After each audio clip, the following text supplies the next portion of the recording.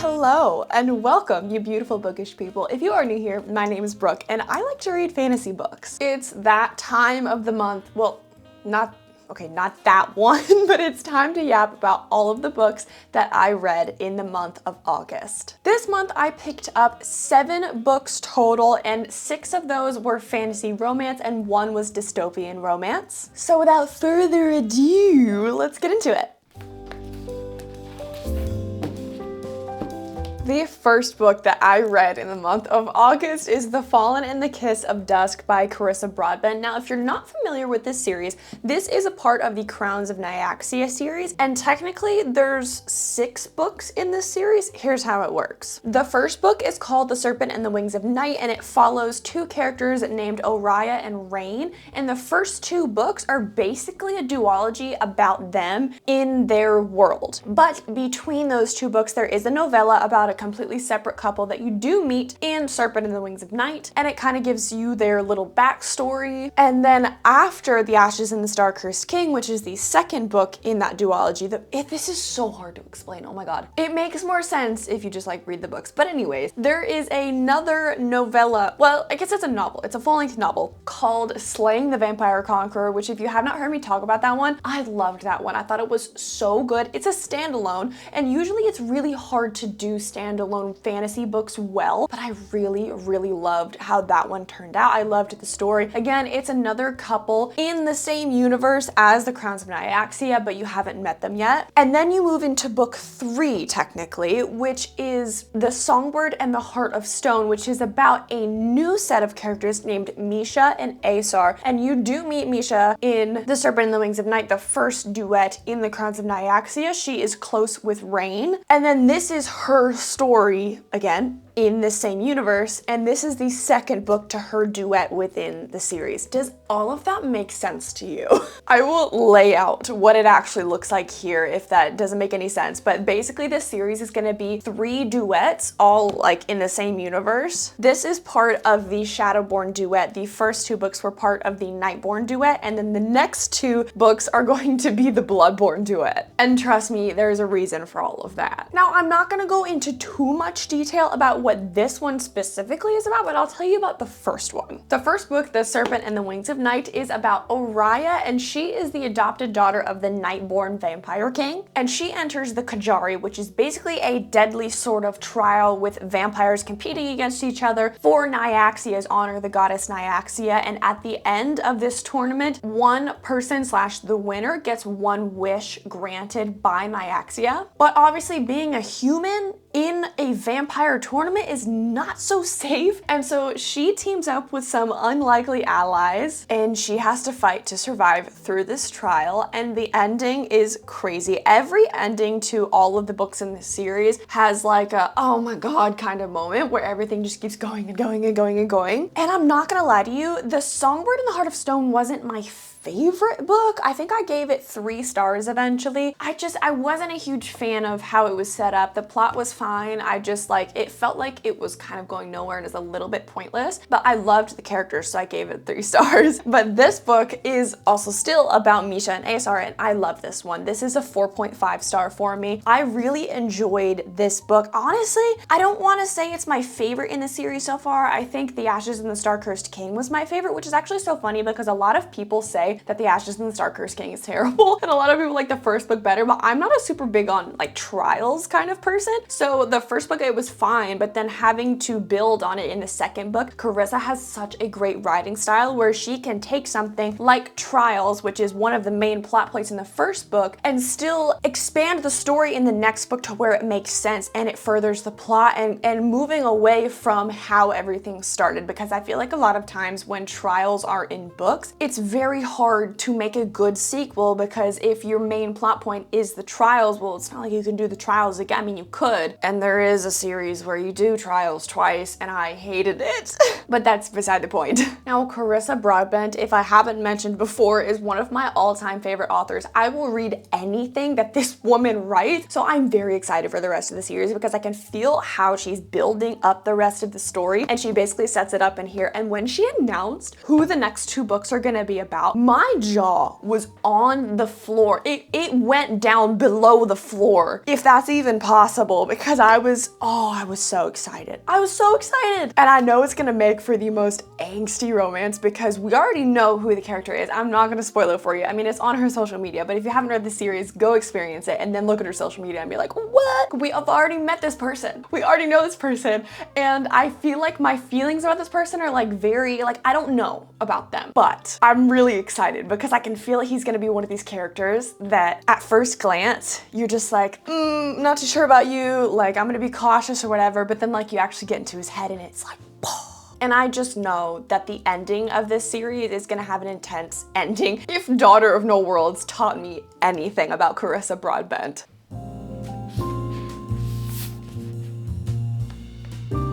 Now this next book I'm a little sad about because I wanted to love it, but unfortunately I didn't. This is The Scars Within by Ange T. Dalton, and this author was so kind. She reached out to me and sent me this book and asked it if I would read it. And I think it should have been up my alley. It just wasn't, because I feel like these characters weren't very rich to me, and I felt like the plot wasn't there. Like, there wasn't any plot. I was 75% of the way through, like, okay, what are we doing? What are we trying to figure out? What is the problem that's happening right now? Like, I couldn't figure out where it was going, kind of. And so I'm not gonna give you a synopsis because I feel like I would butcher it, but definitely go on Goodreads if you're interested. There are dragons in this, which is really cool. But I think it's also important to understand that reading is subjective. And the last thing that I wanna do is hurt anybody's feelings, but I do have to be honest about if I like a book or not, because I know that she poured her heart and soul into this work. And she says in the author's note at the beginning that a lot of her personal journey with mental health is represented in these pages. And I definitely got that. And I think it's very interesting how she chose to bring about some of these issues in a fantasy world, but not every author is gonna be hit for me, and that's totally okay.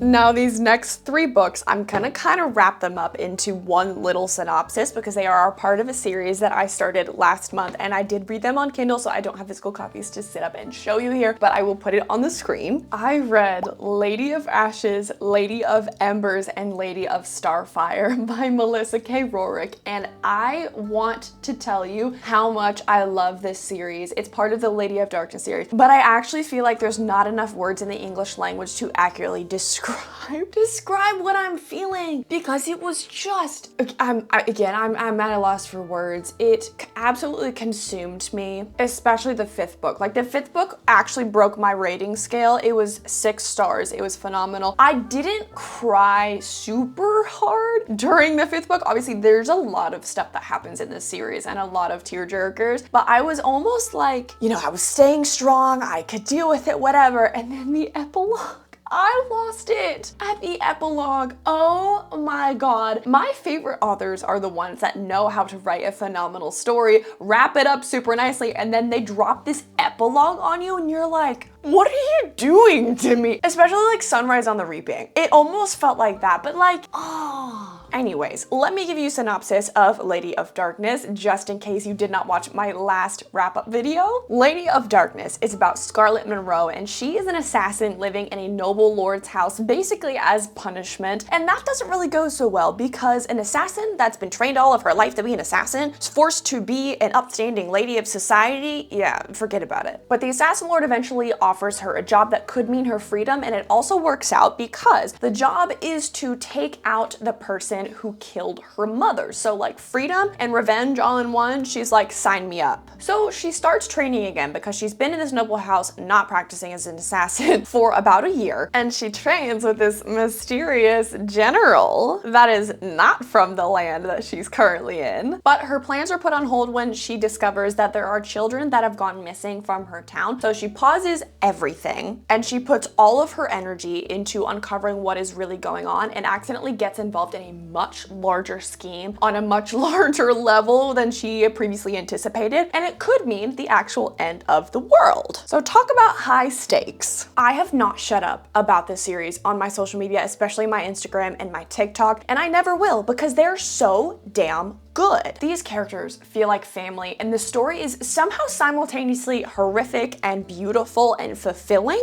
And I just did not want to leave the world whatsoever. This was one that I was staring at a wall for I don't even know how long afterwards, because I was like, it's over, I have to leave. Like, what do you mean I have to leave? It's actually really, really exciting though, because Melissa has said that she has planned to write a bunch of series within this universe, and she has actually already written another series called the Legacy series, which starts with Reign of Shadows and Endings, which I do plan to read that one. I do plan to read it in October though, because the fourth and last book is coming out in November, so I kind of want to have that fresh on my brain, because it is an urban fantasy, and if you have read any urban fantasies, usually the world building is pretty intense, and this one, because I got the groundwork in Lady of Darkness, I feel like I'm gonna have a little bit easier of a time in the Legacy series.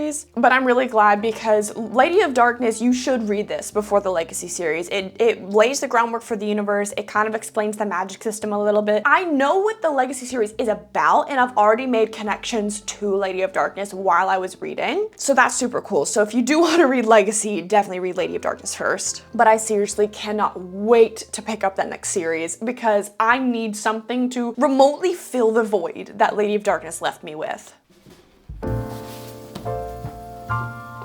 Now this next book is where I kind of deviate from my usual fantasy genre. This is a dystopian romance called To Cage a Wild Bird by Brooke Fast, which, I mean, I guess you could kind of call dystopian a distant relative of fantasy, because it's like based in a made-up-ish world, even though this is almost the United States, like basically in the future, which is not creepy at all. And I also realized the other day that me and this Brooke basically have the same name, because my maiden name is Speed. Brooke, Speed, Brooke Fast, Fast and Speed, same thing. We have the same name in different fonts. But anyways, I had the absolute pleasure of reading this early copy. Now this is not the final cover. I'm sure you could see on the front, this is a final cover to be revealed. This is an ARC copy, which I'm so grateful that I was able to snag this one. And thank you, a huge thank you to Avon Books for sending this to me, because it did not disappoint. I gave this one 4 stars, eventually after teetering between 3.5 and 4 stars, because I think I was thinking too hard about it, really. At the end of the day, that's all that it was. And I really wanted my rating to accurately reflect how much fun I had reading this book and how much I enjoyed it, because this is super bingeable. I finished this in 2 sittings. I probably could have finished it in 1 sitting if I had enough time in a day. But also I feel like I'm simultaneously trying to be harsher with my ratings, because I feel like I give out 5 stars like pieces of candy on Halloween. But at the end of the day, I'm not reading to be like super critical. Yes, I do have critical thinking skills, and I'm not oblivious to things that I'm like, if I wish that this book included this, or like I wish that would have changed, oh, I noticed this plot mistake, whatever. Like, I get it. I'm not trying to read and completely shut my brain off, because critical thinking is an important skill. But at the end of the day, I read to escape, I read to relax, I read for enjoyment, and I want to enjoy the books, and I enjoyed this one. So I was like, you know what? Let me bump it up from 3.5 to 4. This book is about a bounty hunter named Raven, and she is in this society that's obviously dystopian, and she does bounty hunting to keep her and her brother afloat. But one day her brother is arrested and sent to Endlock prison, which this is not an ordinary prison. This is basically like, once you're sent there, you die, because every prisoner that's in Endlock can be selected to be thrown in an arena and hunted by civilians for sport, basically. And it's not that like they all die while in that arena. It's not like the Hunger Games thing where there's one victor. It's basically, you can get to this safe point in the arena to where obviously you're safe. That's why it's called a safe point. But then you're sent back to your cell, and then you could possibly have to do it all over in the next couple days. So obviously, knowing that her brother was sent there, she's like, oh my God, this is terrible. I don't want him to die. So what she does is she turns herself